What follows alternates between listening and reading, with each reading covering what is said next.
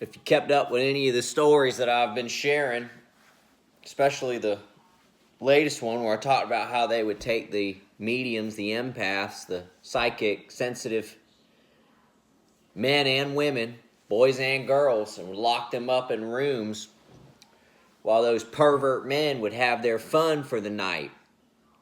And then when they would get the urge to have some one-on-one personal time with one of those boys or girls, they'd come pay them a visit in their room. Well, one would ask, well, how do they keep you in your room? How do they even keep you locked up in there?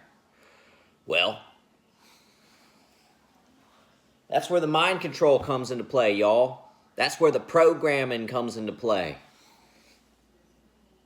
Guys, if you find yourself being locked in one of those rooms when you were older, in your 20s, that just tells you that you were well into programming. You were programmed as a little child.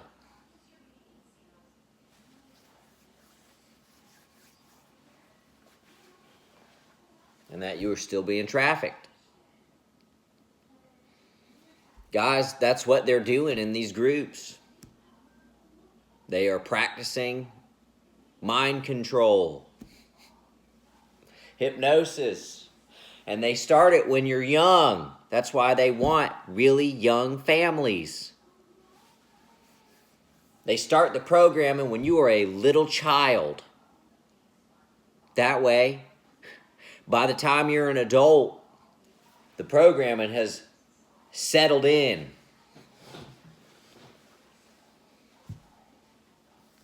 And they get to really have their fun with you then.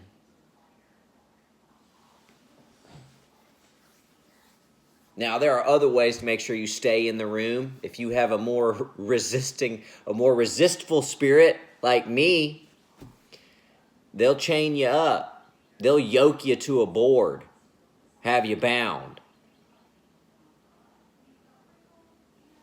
They'll gag you.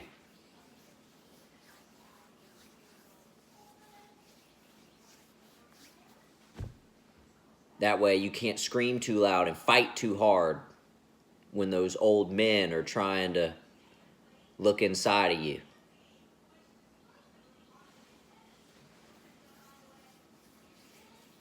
But if you're one that the program is set really well on,